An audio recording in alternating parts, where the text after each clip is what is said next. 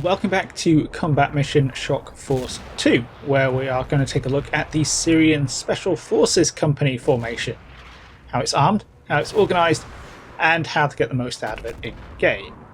There are two really important caveats to bear in mind when dealing with these units. The first is that Shock Force revolves around a hypothetical conflict between NATO and Syria in 2008, so real-world developments beyond that time involving the Syrian civil war are not accounted for. Second, that anyone expecting to find a Western-style special operations force here is going to be disappointed. The Syrian Special Forces, as modelled in Combat Mission, have a very different role. They exist in a very different kind of armed forces, and are generally more comparable to a light infantry unit than something fancy. It's important to understand that the Syrian army as a whole has a strong focus on regime security. Obviously, it can undertake external foreign policy missions and serve to defend the Syrian state if attacked, but fundamentally the army is more concerned with removing and deterring threats to Syria's ruler. This comes with its own major contradiction. An army powerful enough to defend the regime is also powerful enough to replace it. As such, the Syrian army is highly stratified to reduce the potential for successful coups d'etats. Militia and reserve units form a core of manpower, but being the most numerous and widely distributed element of the armed forces, it's harder to ensure their loyalty. So these units are the worst equipped and most poorly trained to mitigate the threat they might pose to the regime. The regular army occupies a middle ground, where being smaller and confined to specific military bases, it is easier to control and presents a lower risk. This allows it to be somewhat better armed and trained so that it can crush any of the lower tier units that rebel. Over the regular army are the Republican Guard and the Special Forces. These are again smaller, but because of that, they can be hand-picked for their loyalty to the regime and trusted with the most effective weaponry available and such dangerous extravagances as training with live ammunition. At the top of the pyramid, these forces are designed and equipped to be able to tackle an uprising by the units beneath them. In other words, the primary role of the Syrian Special Forces is really domestic regime security. In Shock Force 2's context of conventional warfare, they exist as a reliable and capable light infantry force for the Syrian government to count on for more complex or important tasks inappropriate for the more heavily equipped Republican Guard. None of this means they are equipped to the same level as basic NATO infantry. At squad level, the primary weapon is the AK-74M. There's not much to say about this. It's an assault rifle in 5.45mm with an effective range of about 300 meters. The Special Forces don't mount any optics or anything like that, so they're just relying on iron sights. The squad leader carries an AKS-74U, which is essentially a carbine version of the AK-74M with a folding stock. This is broadly comparable to the AK-74M. The shorter barrel reduces the effective range a bit, but it shares the same ammunition. The squad leader also carries a 9mm PM pistol as a backup, the use of which is a strong indicator that things aren't going well. One man in each squad carries an AK-74M mounting a GP-30 underslung grenade launcher. This can fire 40mm high explosive grenades out to 200 meters. Interestingly, the VOG-25 ammunition used is caseless, so the GP-30 doesn't have the same kind of breech loading mechanism that the M203 has. Instead, it's muzzle loading. Regardless, like most underslung grenade launchers, it has a low muzzle velocity and thus relatively high trajectory, so expect a few ranging shots before you get on target. Another man in the squad carries a PKM machine gun. This fires 7.62 by 54R ammunition from 100 round belts. The larger cartridge and longer barrel mean that it has a longer effective range than the AK-74's, out to about 800 meters with the bipod. Incorporating the PKM gives the Special Forces squad the ability to reach out a bit further, and belt-fed weapons are always better for maintaining a greater volume of fire, but in Combat Mission they share an issue with several types of Syrian squad where they only carry a single belt for the PKM. So if you do find yourself commanding Special Forces squads, try and make sure you get them into a vehicle and acquire more of that 7.62 by 54R ammunition, because 100 rounds isn't going to get you very far. The final specialist of the squad is armed with an anti-tank weapon, and platoons can choose between the RPG-7D3 and the RPG-29. The RPG-7D3 is a version of the ubiquitous RPG-7 that can be broken down into two sections for ease of transport. It's otherwise functionally the same, effective out to 200 meters, though the rockets can carry a lot further, and capable of firing a variety of different ammunition types. By default in combat mission, the Special Forces squad carries two RPG-7VR tandem heat rockets, two OG-7V high explosive rockets, and a single TBG-7V thermobaric rocket. The RPG-7VR is capable of defeating explosive reactive armour and is a serious, if not necessarily fatal, threat to NATO tanks, while being capable of destroying pretty much any infantry fighting vehicle. The OG-7V is effective against clumps of infantry, but somewhat limited compared to other anti-personnel area weapons like automatic cannon, tank cannon, mortars and artillery. The TBG-7V is intended for use against troops in enclosed spaces, like buildings and bunkers. As a thermobaric weapon, it relies on generating an intense blast effect when detonated. This is obviously significantly magnified if the blast has nowhere to go. The other squad-level anti-tank option for the Syrian Special Forces is the RPG-29. This is a much more recent weapon, dating from 1989 compared to 1958 for the RPG-7. It has a larger 105mm tube, which allows its projectiles to incorporate more propellant and a larger rocket motor. As such, the RPG-29 has a much longer effective range at 500 meters. In Shock Force, the Special Forces teams carry two types of ammunition for it, 3 tandem heat PG-29V and 2 thermobaric TBG-29V rockets. These are functionally similar to the RPG-7 versions we just covered, but somewhat more effective due to the higher caliber and longer range.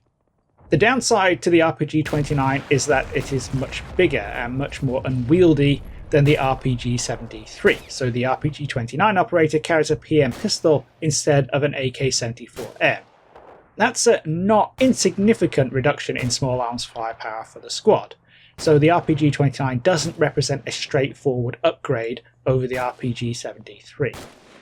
Finally, with regards to the anti-tank options, it's very important to note that Syrian army units seem to default to an incomplete state of supply in quick battles.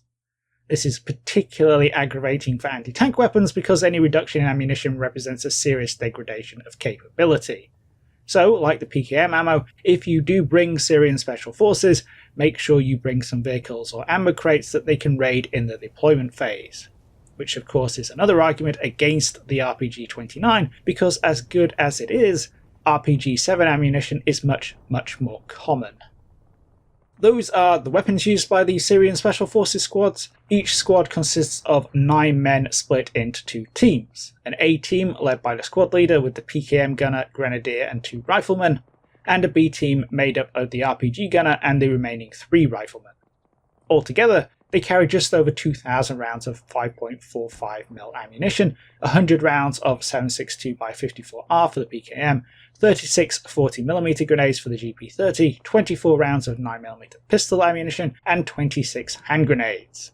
Squads equipped with the RPG-29 will have less 5.45 and more 9mm due to the RPG gunner swapping his AK for a PM.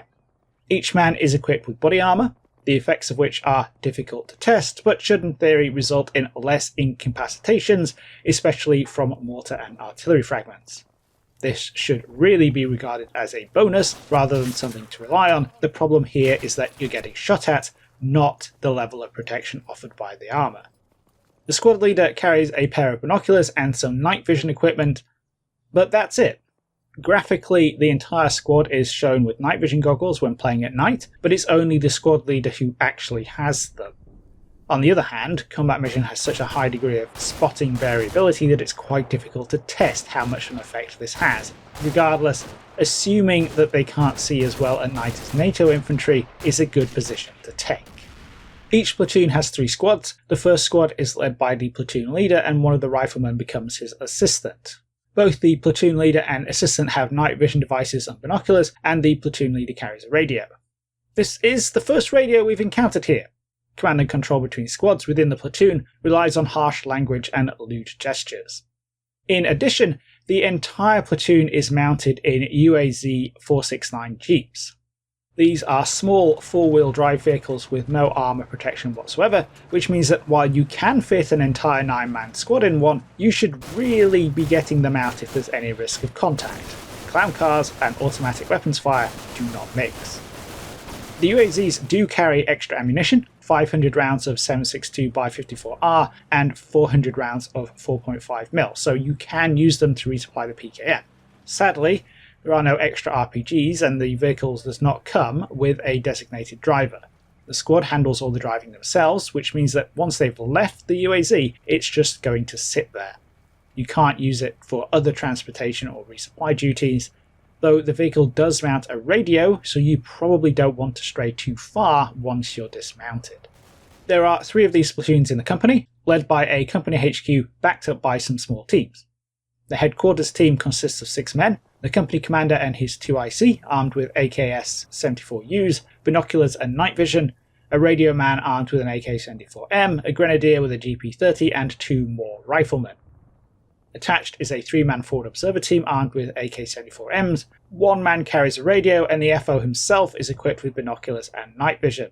This is a really important unit for the Syrians because artillery and air direction is highly restricted. Having a directly attached FO allows the Special Forces Company to bring in support at a much lower level than other Syrian army formations.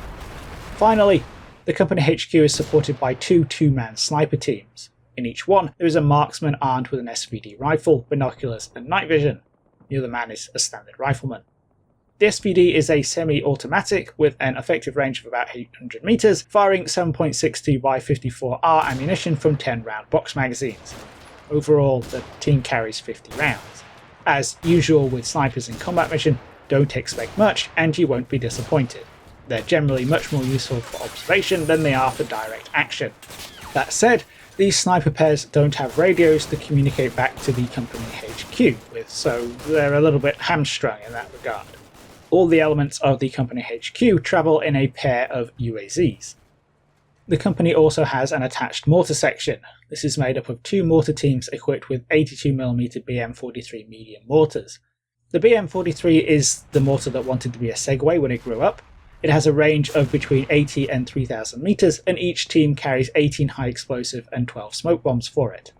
The teams are 5 men strong, armed with AK-74Ms, except for the section leader in the first team, who is outfitted like a squad leader with AKS-74U binoculars and night vision.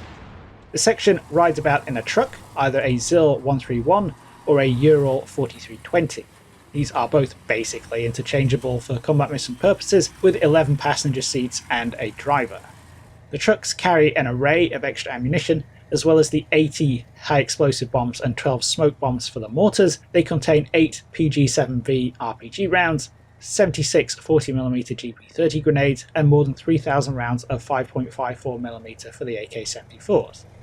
They do carry another 3,000 rounds of 7.62x39mm ammunition, but this is for older AKMs and RPDs. It's not compatible with the PKM or any of the other weapons used by Syrian SF.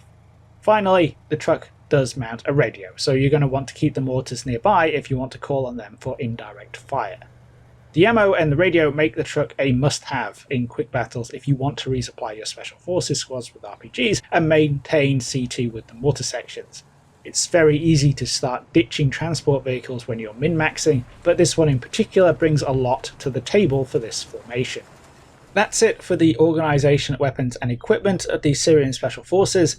In relative terms, their platoons sit somewhere between regular Syrian infantry and NATO infantry. They're essentially a better equipped version of Syrian regulars and Republican Guard, with their anti-tank capability in particular boosted by the RPG-29, but they still fall well short of the amount of firepower something like a US rifle platoon can put out. That doesn't tell the whole story though, because those Syrian regulars and Republican Guard are highly likely to be mechanized, equipped with BTRs and BMPs, and will therefore have considerably more firepower than the Special Forces. For the kind of domestic regime security tasks envisioned for the Syrian Special Forces, this isn't a problem, because their likely opponents are going to be lightly armed rebels. In a conventional warfare environment, they really need dense terrain and short engagement ranges to stand a chance, but this is still an environment in which NATO infantry dramatically outcompete them. In short, Syrian special forces are not designed for the conflict they find themselves fighting in shock force. On the one hand, they lack the firepower and equipment to function as effective light infantry. On the other, their units are too large and too poorly equipped to serve as enablers for conventional forces in the same way as some Western special forces might, for example by calling in and directing close air support. This doesn't mean that they're useless, and the simple fact that they're only available in companies means that in all but the smallest of battles, they're highly likely to be supplementing other Syrian forces. They're certainly one of the very few Syrian infantry units equipped with night vision equipment, so they crop up in nocturnal scenarios quite commonly.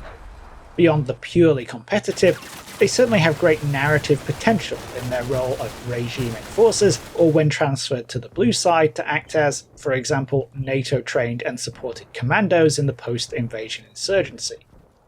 But the key takeaway here is that Syrian special forces in shock force are fundamentally light infantry equipped on the old Soviet model and should be treated as such. They might be considered special forces relative to the rest of the Syrian army, but they're a poor match for the NATO infantry they're likely to encounter.